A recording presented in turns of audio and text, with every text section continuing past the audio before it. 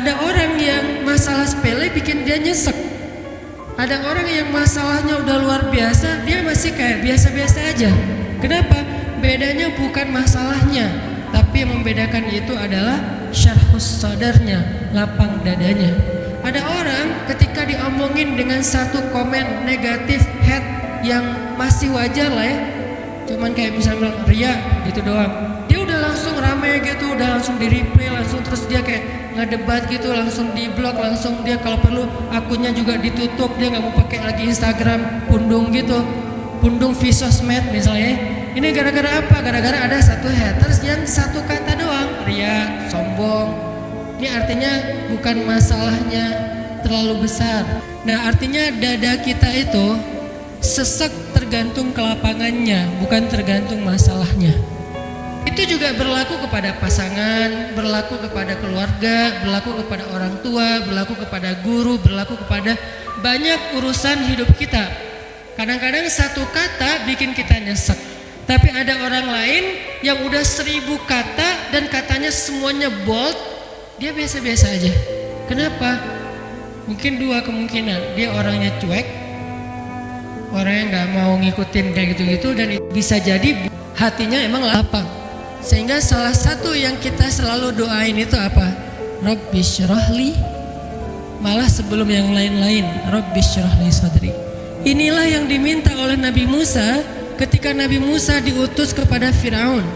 Allah berfirman di surat Toha, idhab ila Firaun innahu tagha. Pergilah kamu kepada Firaun, dia itu jahat banget. Tagha itu jahat banget. Tagha itu zalim banget. Tagha itu durhaka. Tagha itu sangat sombong. Tagha itu udah luar biasa kejahatannya, bukan lagi orang yang kejahatannya masih wajar, udah di atas wajar, namanya tagha. Innahu tagha. Firaun itu luar biasa jahatnya. Apa kata-kata Musa?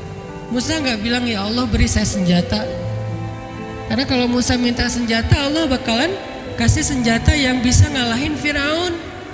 Musa nggak bilang ya Allah kasih saya misalnya harta supaya saya bisa ngebeli semua kekayaan Firaun, kekuasaan Firaun saya bayarin aja lebih daripada Korun. Malah yang diminta oleh Musa dalam misi yang sangat berat itu apa? Qala rabbi syrahli sadri. Itu pertama yang diminta sama Musa.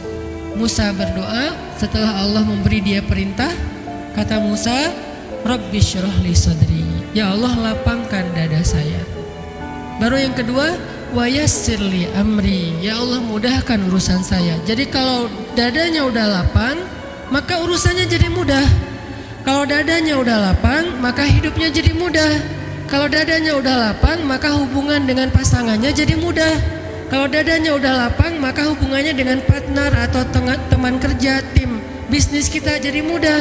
Kalau dadanya udah lapang, maka teamwork kita dalam suatu usaha sosial, gerakan dakwah atau apapun jadi mudah.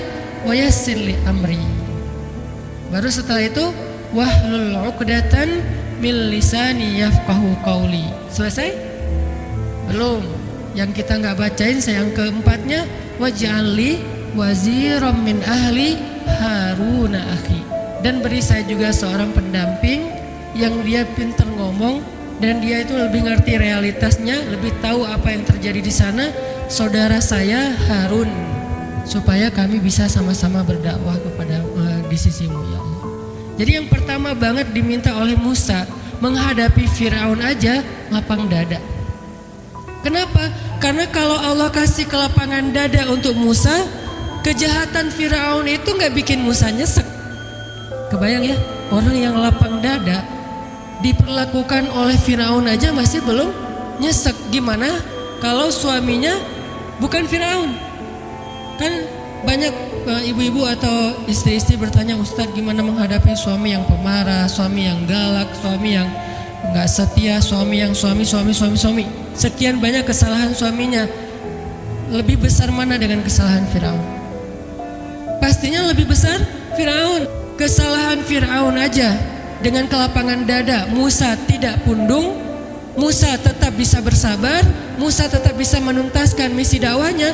Berarti lapang dada itu penting banget dalam hidup kita teman-teman. Sampai dengan kelapangan dada bisa menghadapi orang sekelas Firaun, berarti kan lapang dada itu penting banget ya. Yang kalau di bawah Firaun pasti akan lebih lega lagi nih.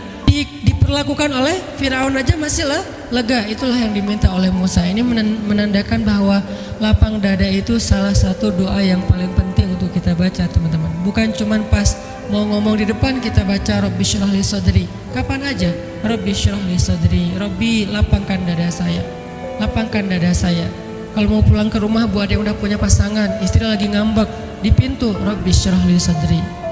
Inilah yang paling penting dalam hidup kita. Apalagi ketika kita mengemban amanah-amanah yang berat. Apalagi kita bergaul dengan banyak orang. Pentingnya syarhus sadar atau lapang dada supaya kita bisa nyaman ketika menghadapi situasi ataupun perilaku yang tidak sesuai dengan harapan kita. Syarhus sadar ini berlaku hubungan kita dengan Allah. Syarhus sadar ini dipakai ketika hubungan kita dengan orang tua, hubungan kita dengan pasangan, hubungan kita dengan anak, hubungan kita dengan saudara, dengan teman, dengan tetangga, dengan siapapun. Karena kalau kita nggak punya syarhus sadar, nggak punya kelapangan dada, kita susah untuk lega menghadapi orang lain, lega untuk ngadapin ketentuan Allah dalam hidup kita. Kita bakalan lebih banyak berkeluh kesah, nyesek, bete, terus rasanya kayak nggak bebas gitu, kayak ada sesuatu yang nyesek banget di dada kita tuh. Nah ini pasti bikin kita sendiri yang gak nyaman. Mukmin yang bergaul dengan manusia, lalu dia bersabar atas gangguan mereka. Kayak kita main sosmed kan bergaul berarti kan ya. Tapi sabar dengan para haters. Dan kesabaran ini buah dari syarhus sadar, lapang dada. Nabi Yunus dilapangkan dadanya dengan pelajaran dimakan ikan. Baru setelah itu beliau jadi paham tentang arti lapang dada. Nabi Musa dilapangkan dadanya dengan adegan doa Rabbi syrah li sadri wa yassir li amri dan seterusnya. Nabi Muhammad dilapangkan dadanya menurut surat Asy-Syarh atau Al-Insyirah dengan dua adegan. Satu adegan pembedahan dada beliau ketika beliau berusia 10 tahun. Satu lagi adegan dibedah dadanya Nabi Muhammad ketika mau melakukan perjalanan Isra dan Mi'raj.